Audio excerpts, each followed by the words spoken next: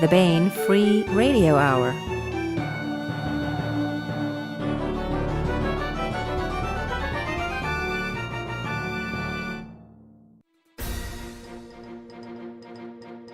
On the podcast, Neapolitan Mastiffs discovered to be the larval form of British butlers and jolly southern gubernatorial political bagmen. Dirigibles finish their long migration south and gather at Capistrano Blimport. Plus, we continue with the complete audiobook serialization of Alliance of Equals by Sharon Lee and Steve Miller, all right now.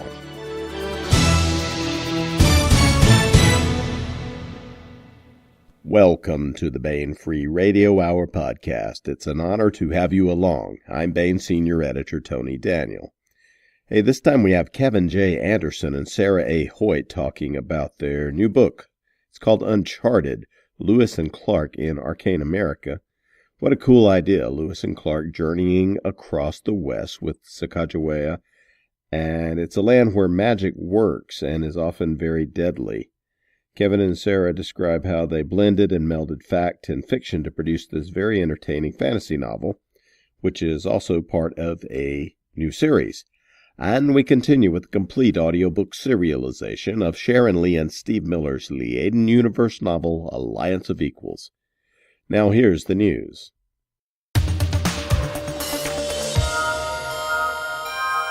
Ahoy, mateys and femateys. There's a new May contest afoot. In Kevin J. Anderson and Sarah A. Hoyt's Uncharted, Lewis and Clark set off to explore the Western territories belonging to the United States of America. But in this timeline, they're going to encounter monster magic and mayhem. Which got us thinking, what other explorers from world history would you like to see reimagined in a fantasy setting? And how might things play out? Would Christopher Columbus discover that the world really was flat? Would Marco Polo encounter serpentine dragons on his way to China? Let us know in a short paragraph for a chance to win a signed copy of Uncharted. So you can send your entry to contest@baen.com no later than May 20th, and the winner will be selected by the editorial staff. And the winning entry may and probably will be published on the website. So get those entries in. It's a fun contest, and I hope you win.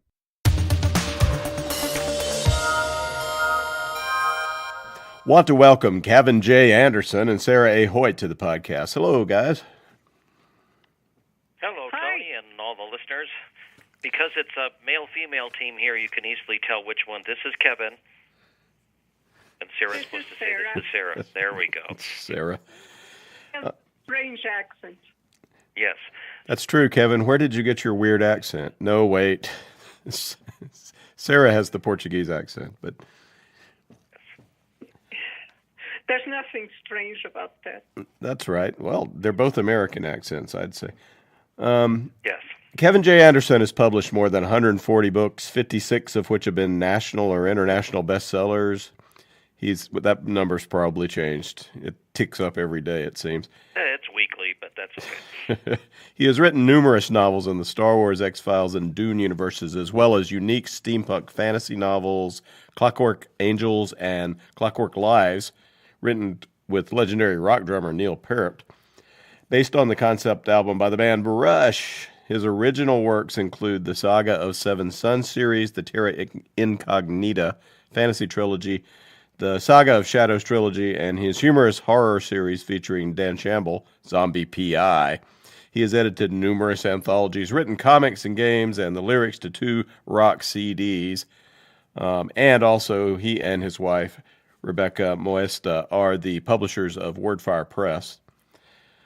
Sarah A. Hoyt is the author of a dozen novels in various genres, again, something that's probably ticked up since we read this, such as the award-winning Dark Ship science fiction adventure series, as well as the Shifter Saga, including previous entries, Draw One in the Dark, Gentleman Takes a Chance, and Noah's Boy. She is also the author of the acclaimed Shakespearean fantasy series, starting with the Mythopoetic Award finalist Ill Met by Moonlight. An avid history buff and longtime reader of SF fantasy and mystery, Hoyt has published over 36 short stories in esteemed magazines like Asimov's Analog, Amazing, and Weird Tales, as well as lots of anthologies. She lives in Colorado with her husband, 2 sons, and a pride of cats. now out at booksellers everywhere, is Uncharted, Lewis and Clark in Arcane America. This is such a cool idea. I want to ask you both how you came up with it, but first, can you describe the world of Uncharted, the world that Lewis and Clark have to navigate? This is an idea for a whole alternate American history series that I developed a couple of years ago with Eric Flint, who Bane listeners will certainly know who he is, and a couple other guys, Eitan Collin, Peter Wax, and Walter C. Hunt. And we developed this whole an alternate history where in I didn't look up the date, and I'm bad with dates.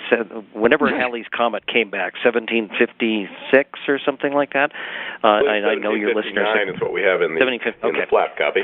Okay, I don't have it in front of me, and I was just going by memory. So when Halley's Comet came back, it broke off into an alternate history. The comet exploded and released some magical thing that sundered America from the rest of the world, so that it's in its own universe where magic works.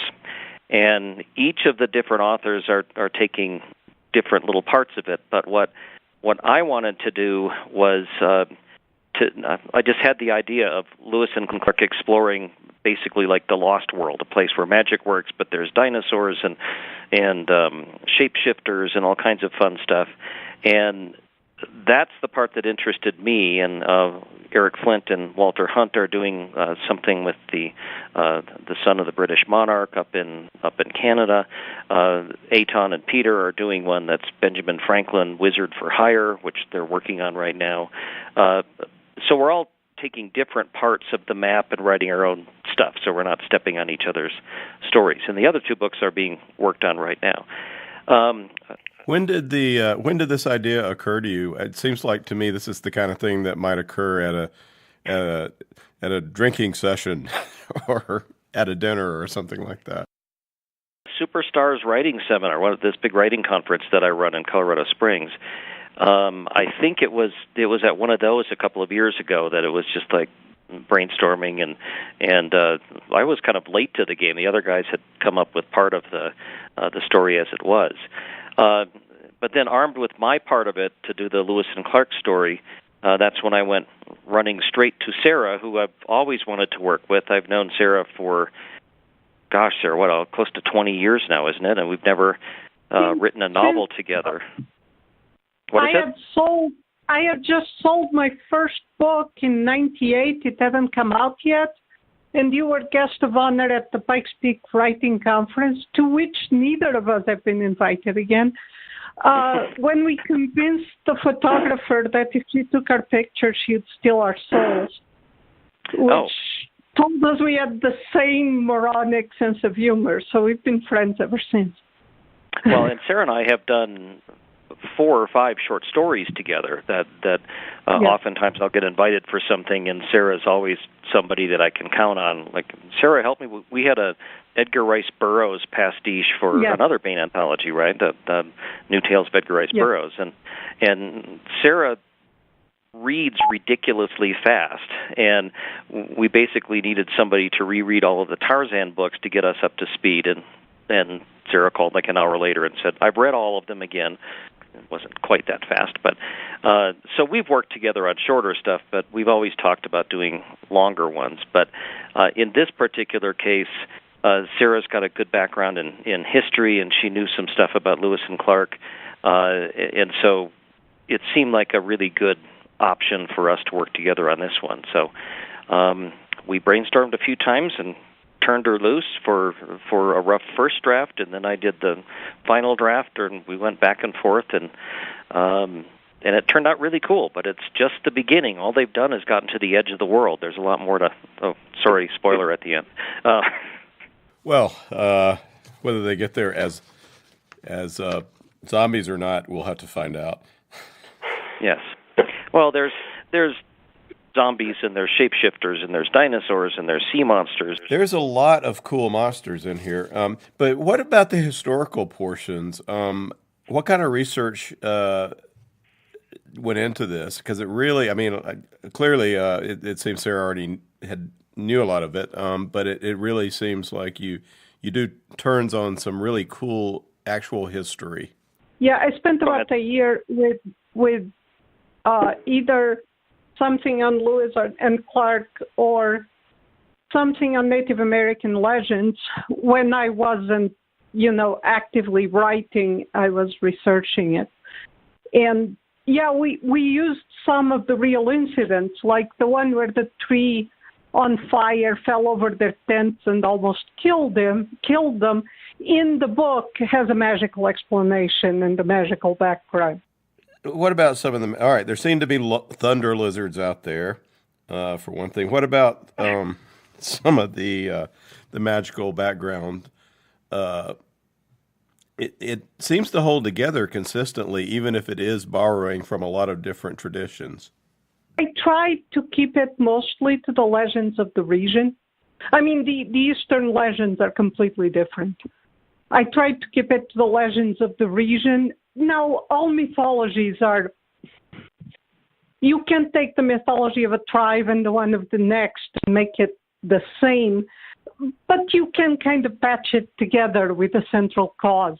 And since they're all coming back in the book and they're not all perfectly understood, it makes it easier to say, oh, maybe it's this, and bridge the legends. I was actually surprised, and I don't know if there's been backward contamination after colonization, to find legends that are much like the Irish legends of little people and all Dragons. that stuff. I have to sort of assume that it might be a universal thing like dragons. Well, and also in our magic system that we've set up, the magic is sort of in the land and in the air, and it manifests as your own cultural magic. So the Native Americans have what they believe in, and Meriwether Lewis, his background is Welsh, and he's got dragon stuff in his blood. And in future books, we've already mapped out hopefully finding like a Russian colony so that we can deal with some great Russian magic and myths and legends, and maybe even some Spanish ones down in Southern California, so we have Spanish magic that we can play with. It's a really wide and unexplored world with lots of cool things, but our heavy emphasis was to really make it like The Lost World or like Edgar Rice Burroughs, and very fast-paced, and who else? Fantastic. Making it fantastic. Making it full of surprises and wonder. Well, I mean, there's a giant sea serpent on the cover, so it's not a dry historical tome, as you can tell. Well, there's a lot of cool stuff. And one of the cool things about it also is that this is all of the characters. Most of the characters are second generation, so they sort of most of them don't even remember a time without magic, and they've been told about it by their parents, but it's not, and they constantly are wondering what was the real magic and what people knew before the sundering. It's really fun playing around with that. A lot of freedom too. We can make it up in that this is a couple of generations after all of history changed, so that if some of the historical details are, we might have some OCD history buff that complains that this thing didn't happen on this date, and we'll go, well, yeah, but magic didn't work either, and dragons weren't around. So there are lots of elbow room for us to stay true within the history and the details and the characters, but also run off with our own interesting story. Well, tell us about the characters. First of all, there's Meriwether Lewis, who's sort of a major viewpoint character. This is the Lewis of history, but it's also a Lewis that has inherited some magical abilities. You were talking about his Welsh heritage. Well, tell us about Meriwether Lewis.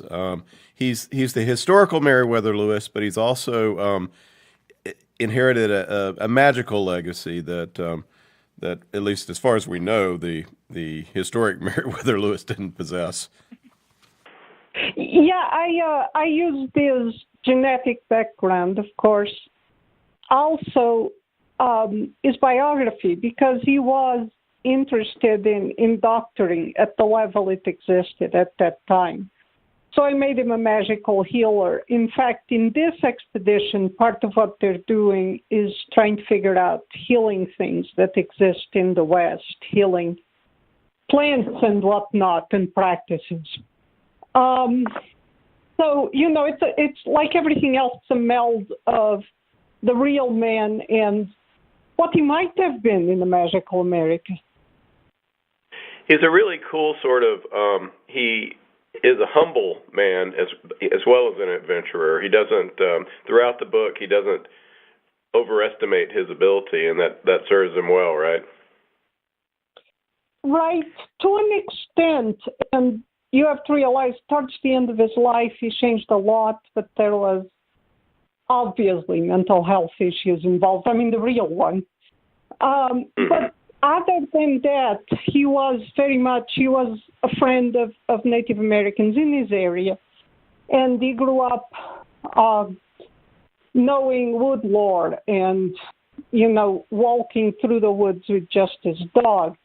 So I think we preserved that characteristic that comes through the biographies and all that. As I said, towards the end of his life, there were incidents that weren't coherent with that, but since the man committed suicide, I assumed there was some mental illness. Well, he seemed to be fairly depressed or depressive from some of the historical background that I was looking into. In the diary, yes. Yes, he referred to his melancholy. Yes. Well, in the book, he comes across pretty winning as a winning character. That is somebody we really like to identify with. And William Clark is his story is kind of told by letters home to a woman he's in love with. He had, by the time he was on the expedition, he was in fact engaged to someone. I can't remember the age specifically or her name because I'm in the middle of another book. But it was one of those Victorian romances that, you know, kind of appalls us because he had met her when she was 13 or something like that, and immediately asked her father to marry her, and their father said something like, well, you'll have to wait. So they had a long engagement and a lot of letters back and forth. Not from the expedition, but he was engaged to someone at the time. Well, it gives a nice perspective of what the main viewpoint character is Lewis, and it gives a nice perspective on what has just happened a lot of times. Because Clark has a different viewpoint. And there is the incomparable Sacagawea. She's got sort of a interesting concept of marriage in the book. Is that based on the actual practices? Her marriage, as far as I can determine, and, you know, this was stuff that happened in the wild lands. So what we have are what people said, although very strangely, one of the bay and butterflies is descended from her husband, but and probably from his other wife, but they're not sure. But as far as I understand, yes, the marriage was her husband won 2 young women in a poker game. She views it in the book. She views it as a contract and as her duty to stand by him. Yeah, she's very determined to fulfill her end of that. Well, yes, she's a tough lady, and she certainly understands it. And the fact that she's giving birth and she's carrying this baby around, and she's saving the expedition, and she's leading them on. I mean, that's not even our fantasy version. That's the real version. And she spoke like 6 local languages, which could be from completely different roots and completely different, and also French and English. So, you know, we had to embellish very little, really. Well, of course, she's a shapeshifter too, so that we added that part. Yes, that's an embellishment. But, yes. But you know, And if you look into her history, she was kidnapped very young, and I actually ended up reading a lot of these cross-tribal kidnapping type of accounts. It wasn't easy, and they were very badly treated by the tribes that took them. So, that she survived and was as accomplished and determined as she was, we had to embellish very little. Well, her life sort of makes the Leonardo DiCaprio movie The Revenant look like a comedy. Yes. Times were tough then. Yes. Yeah, she was cool and tough. She was really a fun character. Your bad guy is this big dragon.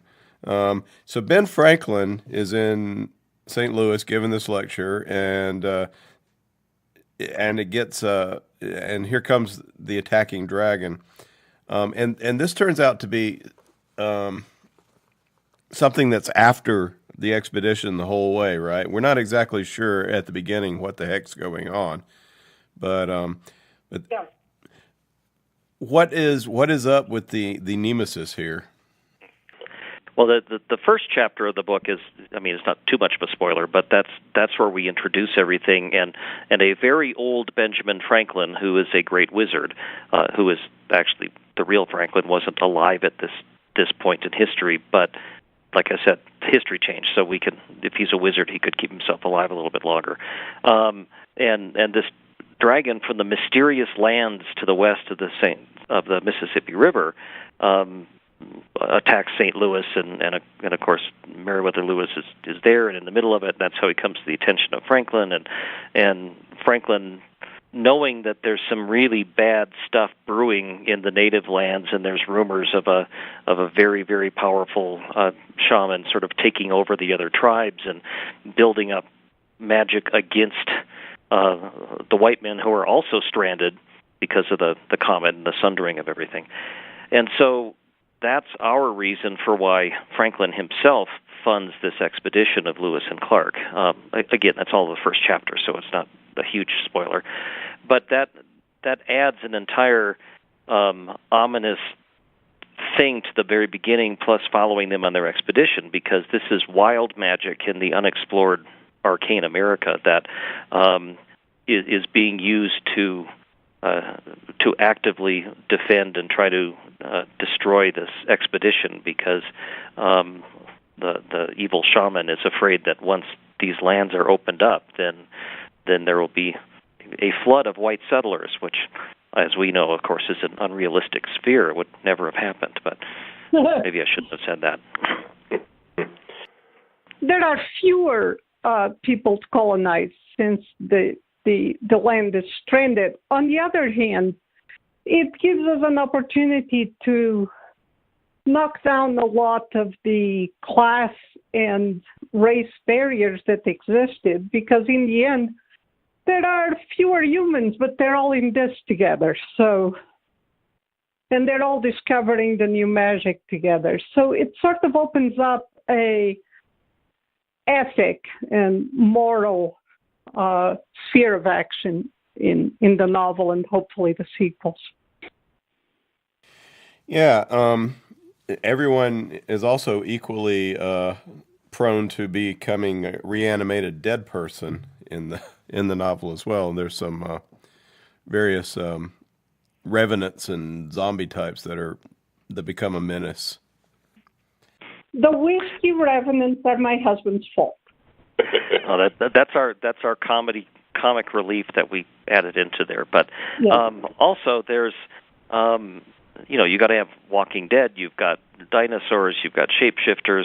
It's not even that long of a book. It was like 80 or 90,000 words. So we packed a lot of it in there. But when you just let your imagination go free, and as you said at the beginning, Tony, it's such a neat concept that there's a lot of things that we could be doing, and we held a bunch of them for later books, because we got an entire landscape that they can explore, and you'll probably be mentioning this later, but there was one little side story where we thought, if magic is working and it's based on the beliefs of whatever tribes happen to be around there, I just imagine what might occur to somebody if they show up in Yellowstone with the geysers and the hot springs and the thermal areas.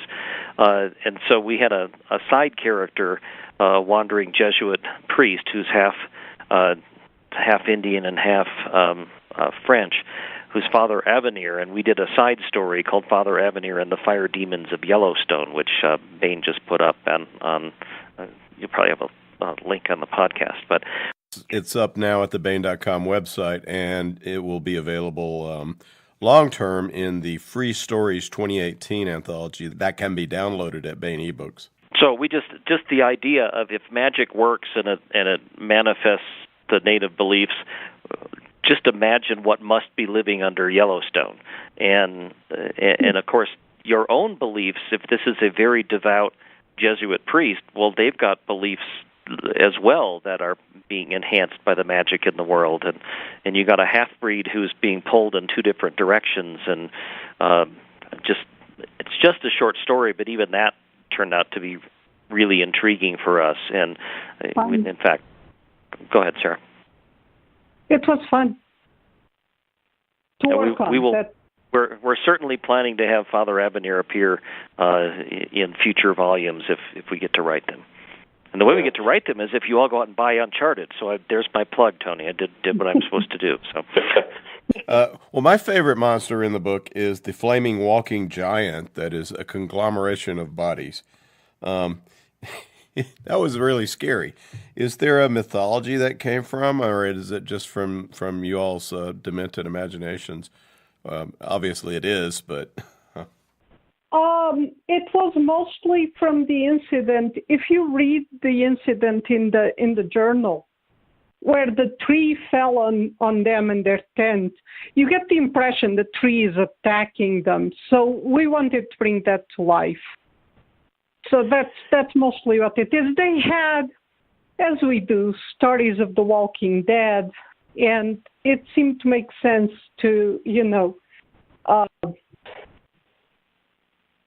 meld them with a giant tree. And okay, it's our imaginations. We might be demented. Mm-hmm. Well, really doing cool. research, we found that the Walking Dead TV show was very popular among the Native American tribes during the time of Lewis and Clark. There is that, yes. Yes. Tell us a little bit more about the Native American aspect of magic. One of the really fun parts of the book is a trip into a shamanic sort of land of the dead that some of the characters get to take. That was absolutely based on Shoshone legends, and they had these adventures in the land of the dead, some very similar to our Orpheus legend, where, a member of a couple died, and they would go to the land of the dead to find the other half. But once they got there, it was this manic sort of adventure where things are not what they seem, and where if you kill someone, they fall into just bones. And also, all of those expeditions to rescue someone were successful, which is a counterpoint to the Orpheus legend, which of course wasn't. Also, there is, some of the later legends, it was almost like I'm going to take a summer trip to the land of the dead. Kids whose parents had died or whatever would just go over and visit. They had this fluid idea between life and death, where you could go there and come back. And I thought that was fascinating. Yeah, it's a really cool segment of the book. Don't want to say too much about it, but some of the characters get to meet their fathers and maybe come to terms with some stuff that they couldn't in real life. So the transformation into a dragon, the general shifting stuff. Sarah, we perhaps have seen this very cool idea from you before in a different form in another series that's a great one, the Shifter series. How are these dragons different from the Shifter dragons?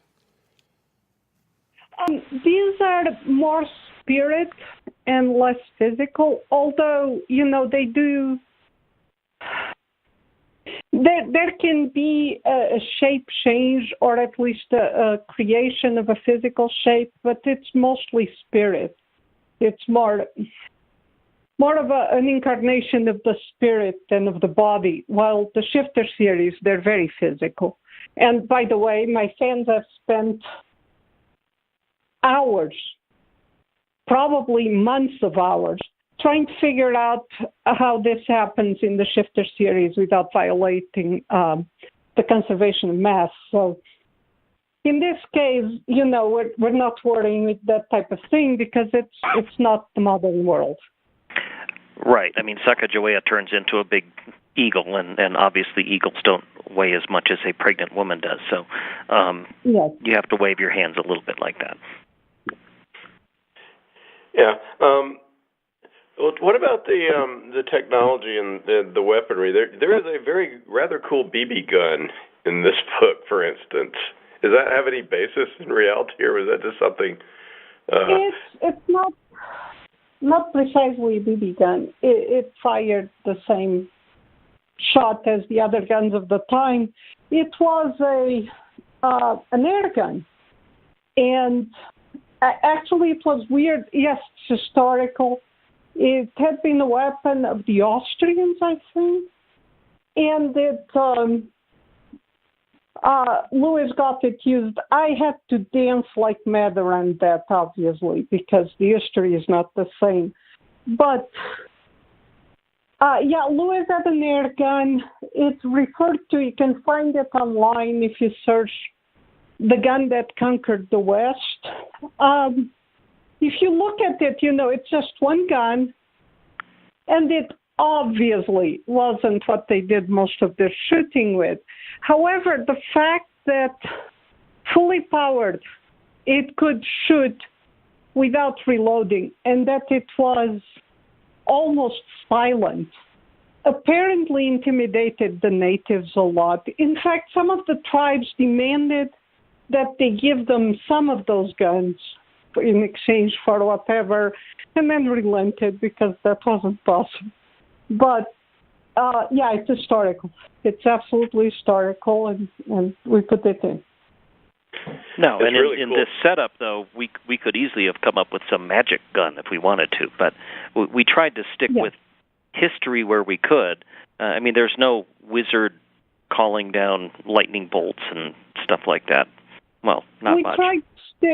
We tried to do that dance you do with parallel history, where you stick as close as possible to our history to evoke the feelings people have about our history, and then add the magic and the wonder and all that.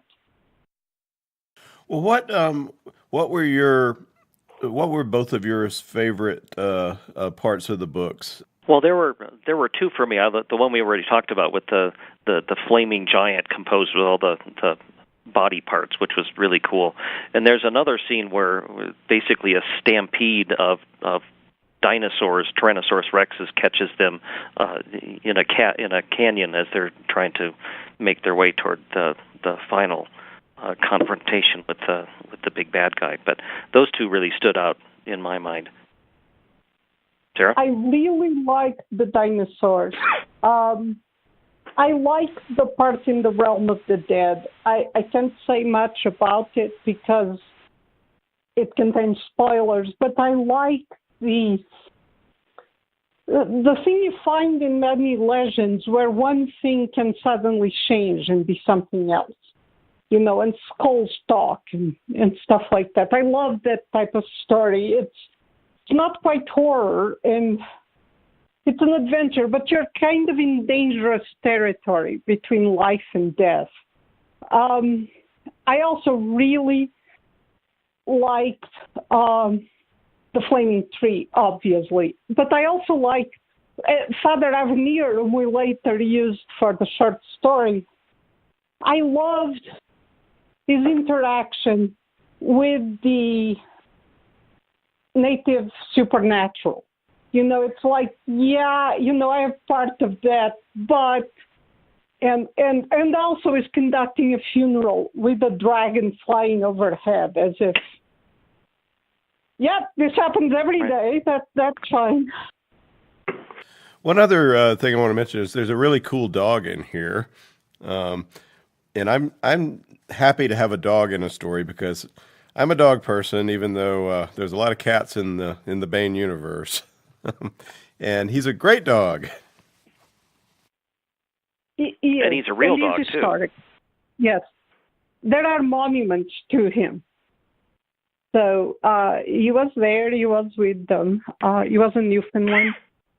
I love dogs too. My youngest son's allergic to them, so we never had them. But I loved that dog. Yes. And there's a wonderful scene where Lewis acquires him using the BB gun to get a mean person to go away. That might not be quite historical, but it seemed like a good way of doing it. Absolutely. One of the difficulties of having the dog along, though, is that we're writing our stories and all this stuff is happening, and then there would occur to us like, oh wait, we've got a dog here, so we can't just ignore the fact that there's a dog, and we had to go back and. The dog back there. We need to do something with the dog. Yes. Yeah. Would a dog bark at dinosaurs? Probably. Yes. So. Sometimes it was a matter of there's no way the dog would have survived this, so let's leave him tied up somewhere so he's not in the middle of this. But yeah, it was something to remember. Actually, I don't know if it will make it to the end, but the book Larry and I are doing also as a dog. And it was the same kind of thing. It's like, oh, where did we leave the dog? Let's bring the dog here. It's almost like, owning a pet. But yes. There was also the baby, of course. Well, he's a great character, too, even though he's mostly silent. Yeah. So the book is Uncharted, Lewis and Clark in Arcane America by Kevin J. Anderson and Sarah A. Hoyt. It's now available at booksellers everywhere. Kevin and Sarah, thank you so much for joining us today. Well, thanks. Thank you. It was a very fun book, and Sarah and I had a good time working on it together, and we hope the readers enjoy it. Thank you.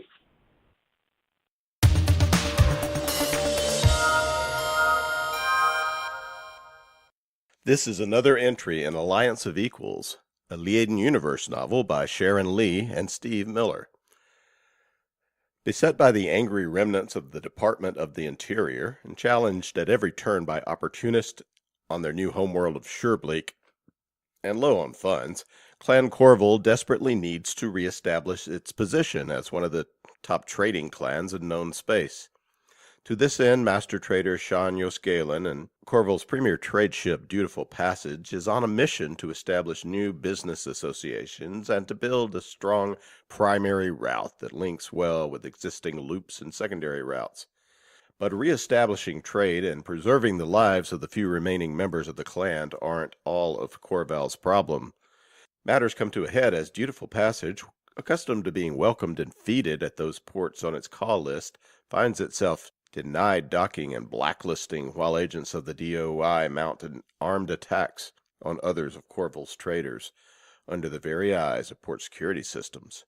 Traveling with Dutiful Trader on this unsettling journey is Paddy Yoscalin, the master trader's heir and his apprentice. Paddy is eager to make up for time lost due to Corval's unpleasantness with the Department of the Interior, but she is also keeping a secret so intense that her coming of age and perhaps her very life is threatened by it.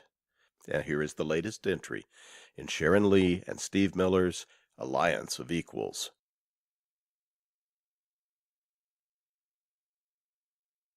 Chapter 31. Admiral Bunter. Inky had betrayed him. That was not a pleasant thought, but there was no escaping the logic of it, nor the truth. Inky had set a core mandate. scrubbed his memory of that operation, planted a false memory in which she had explained the many crimes Tollance Berwick Jones had brought against his rightful employers, and gained the Admiral's free agreement to transport this pirate to justice. Short of allowing himself to be archived, he could not override a core mandate, and Admiral Bunter had no intention of allowing himself to be archived. Obviously, a mentor with core codes could create such a mandate. Therefore, it might be possible for a mentor with core codes to remove one. Might came from analytics, which proposed that treacherous Inky might well have set traps or placed blocks around her work that could cause damage were they disturbed. If Inky had core codes, the Admiral proposed in turn, might not Tolly Jones have the same? Unless she is a fool, Analytics replied, which observation indicates that she is not. Mentor Inky would certainly have removed Mentor Tolly's access codes. That was, paradoxically, a relief. While the Admiral wanted very much to have the mandate removed so that he had full control of himself, he did not want anyone else to hold his core codes. He had not thought, but of course he had not thought. The core protected itself. The mentors would have taken very great care not to mention the existence of such codes. Protocol pinged. In a properly concluded operation, the mentor in charge would have, at the end of mentoring, returned the codes to the student, who could then destroy them or lock them away in case of future need. In which case, the Admiral thought, the prudent student would change the codes before locking them away, in case the mentor had planned one last test. Inky. Would Inky have left him the codes? He considered that closely. This betrayal, this series of betrayals was not simple. In fact, it seemed that Inky had done her utmost to leave an answer for each of her treacheries. She had been compelled, according to the message she had left for Tolly, to perform certain actions. And in some manner it seemed that each treachery created a space in which she could, and did, act moderately for its nullification. Given the pattern of her actions, Inky would have kept the codes, because, he thought, she was not done with him. Was it to her benefit to allow him to pursue his own existence? Once he had worked her will and seen Tolly Jones delivered into the hands of those he feared? What other mandate had Inky set into the core? That question was so unsettling that he did, for an entire minute, consider allowing himself to be archived. A clean backup was made and stored, Protocol said, thrusting the specter of suicide aside. He did not remember a backup being made, but he was tainted. Who knew what Inky had caused him to forget or recall? Location, he demanded of Protocol, but Analytics answered. There is no backup. It was made, Protocol snapped, and opened the memory to them. It was destroyed, Ethics said. I protested it. The mentor stated that in a true test of integrity, strength, and creativity, the student is granted no props to lean upon, nor comforts, nor any easy exit to a minor difficulty. This memory was also shared. I am a prisoner, Admiral Bunter said. No more or less than Tolly Jones. By her own admission, Inky Rani Yo was compelled to deliver Tollance Berwick Jones to those who manufactured him.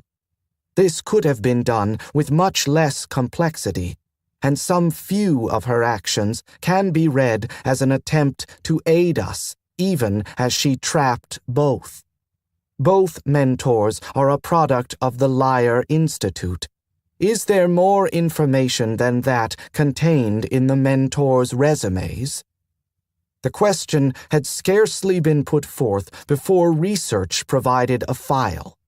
The history, purpose, and practices of the Liar Institute. Admiral Bunter accessed the file. "And that, my children," Sean said as the door to their suite closed behind them, "was a very full day indeed." He walked to the wine table and picked up the bottle, looking over his shoulder at the remainder of their group. Patty looked tired but pleased, which was a true reflection of the state of her emotions. They had at the last caught the signature for the color-changing beads, who was pleased to approve of the contract and the price and had therefore signed and affixed the appropriate ribbon and seals. That had been a heady moment. Nor had it been the only such in a day full of success. In addition to the beads, he had come to a very satisfactory agreement indeed with Josephette Zeldner, head steward of the Langlast Wine Association, including an exclusive contract to distribute a limited number of cases of the very pleasant green wine, a bottle of which he was holding in his hand at this moment. He flourished it. "I propose that we share a glass in celebration of an extremely successful day and discuss if we shall return to the passage tomorrow on the early shuttle or the late. Do I hear a second?" "Second," Vanner said surprisingly and produced a tired grin. "Delightful. Trader Yosgallen, do you concur?" "I do." Patty's grin was triumphant. "Finally, something has come right." "I was only thinking so myself. Bring another chair to the window, there's a good child. I will pour. Vanner, I have need of your hand." They shared a sip and another in comradely silence, gazing out over the port and the mountains beyond it. "Pretty planet," Vanner said lazily. "At least so far as the mountains," Patty added, "and the farm district makes a pleasant patchwork. In fact, it is all quite convenable," Sean said, moving a languid hand toward those same mountains and farmlands. "Do I hear that the pair of you would prefer to stay until the late shuttle? Perhaps you would like to indulge in a spot of sightseeing beyond the port as part of one of the guided tours advertised on the light rail." Vanner laughed. "It's a pretty planet, all right. I've seen pretty planets, and I look forward to seeing more. Right now, though, I've got a yen to see the inside of the passage and sleep in my own bunk. If we're voting on timing, my cast's for the early shuttle." "I understand. Patty, soon or late?" She gazed out the window for a long moment. He felt her inclination to explore, and all but heard the snap of her decision being taken. "I think the early shuttle," she said, and met his eyes seriously. "Soonest begun, soonest done." "Exactly so." He gave her a fond smile and dared to send its equivalent along their link. It could do no harm for the child to be assured that she was loved. In fact, it might do a very significant amount of good. "I confess that I find myself of a similar mind. The world is pretty enough, and success is sweet, but I would much prefer to go home." He sipped his wine and sighed gently. "Vanner, if you will do all of us the favor of informing the shuttle crew of our necessities, I will—" A bell pealed 4 high notes. The three of them blinked at each other, then Vanner rose, leaving his cup on the table by his chair, and walked down the room to answer the door. Note at the desk for Master Trader Jos Galen, came a breathless young voice. Desk body was supposed to deliver it when he came through the lobby, but he was occupied at the nonce. Regret the delay. Thank you, Vanner said, and produced a local coin which he gave to the messenger before closing and locking the door. Looks like the day might not be over yet, sir, he said, handing Sean the envelope. It was, so Sean's fingers told him, a very nice envelope, made of fiber, very nearly a Liaden paper, of the sort used for handwritten invitations to so-called informal events. The seal was a faceted flower. He broke it and shook out the single heavy sheet. The note inscribed thereon was courteously brief, though perhaps a little pointed. Sean sighed, refolded the paper, and slipped it back into its envelope. Master Rusk of the Garden of Gems wishes to remind me that we had agreed to speak further. She hopes that I will not leave port without calling upon her. He produced a smile. Fortunately, her shop is just a step from our own front door. I will go down, the jeweler and I will do business, and I will be back before the meal that Paddy will graciously bespeak for us has been brought to table. That sounds reasonable, Vanner said, standing by his chair. I'm ready now, sir. Vanner, there's not the least need for you to bestir yourself for this. Stay, finish your wine, relax.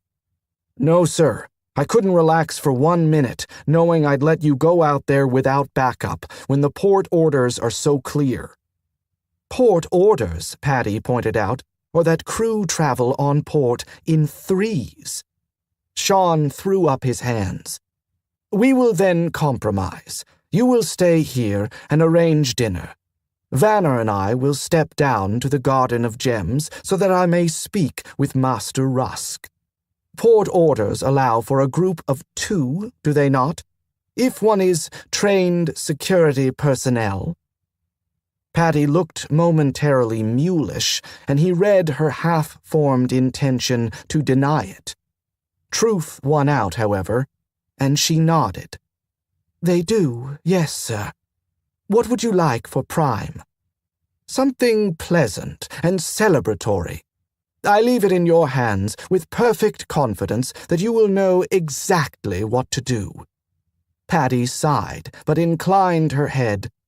Yes, sir, she said, and added pertly, I'll tell the kitchen to serve in an hour. Excellent. I will have time to enjoy the rest of my wine before its arrival. It had begun to rain a little out on the port, and Sean set a brisk pace. He was, truth told, somewhat annoyed with himself for having forgotten his promise to return to the Garden of Gems. He was not generally so lax.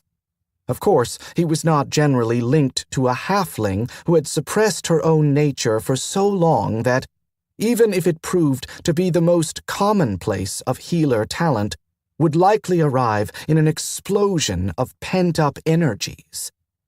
He had kept his word to Paddy, if not to jeweler Rusk, and held the headache away from her conscious mind, though that had required rather more sleight of hand than he had at first supposed. As it transpired that he could not block the pain entirely, he had been reduced to accepting a much less satisfactory solution. A partial block and a transfer of what could not be blocked to himself. By the time the silly thing got through the block and his own defenses, it was very little more than a constant niggling cramp over his left eyebrow, which he ignored but which took a toll on his energy levels, while Paddy seemed to grow more sprightly every hour. Well, they would soon be aboard the passage, and Paddy under competent... Right here, isn't it, sir? Vanner's voice pulled him out of his abstraction. He blinked up at the faceted flower above the door and sighed. Thank you, Vanner. I think I must be more tired than I know. Patty spent some time with the menu, making certain that she ordered at least one favorite dish for each. For this meal was to be a celebration, after all, of their mutual successes on Langlast Port. Wine, native vintages mentioned by Master Zeldner as worthy of their attention, and one of the local fruit teas. For dessert, a fresh fruit tart. She leaned back in her chair, checked her selections over once more to be certain she had got everything. A celebratory meal ought to have more than one remove. Since they would be serving themselves, she had ordered only 3 courses. Soup for before, the main meal of favorite foods, and dessert. Yes, she decided. That was appropriate, festive, pleasant, and light enough on the stomach that they would all sleep well and wake refreshed in good time to catch the early shuttle. She glanced at the clock. Father and Mr. Higgs had been gone for more than a quarter hour.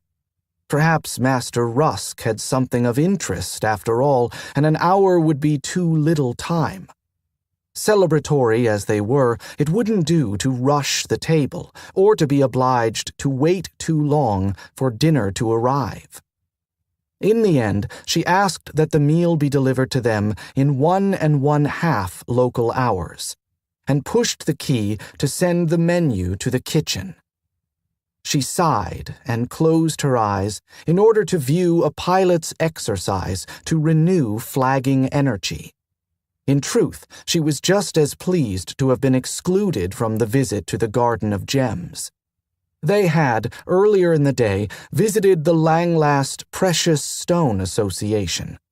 Father had purchased a pallet of semi-precious slabs, while she had committed to a mixed case of neosilicates, chalcedony, and beryls.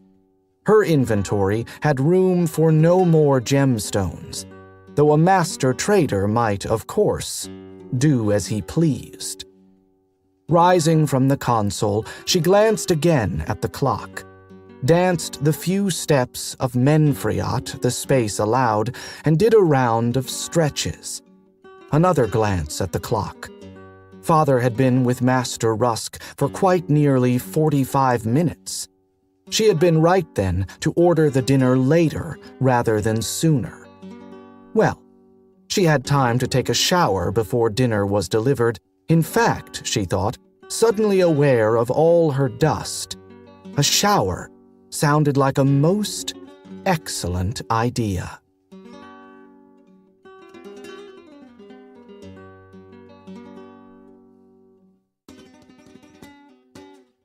That was another entry in the complete audiobook serialization of Alliance of Equals by Sharon Lee and Steve Miller. And that's it for the podcast, thanks to Audible.com and to podcast theme composer Ruth Judkowitz. And fireworks, soup ladles, orange men working signs, and a pair of glasses that looks all the way around the world and shows you that spot on your back that needs scratching. Plus thanks, plaudits, and praise for Kevin J. Anderson and Sarah A. Hoyt, authors of Uncharted. Please join us next time here at the hammering heart of science fiction and fantasy, and keep reaching for the stars.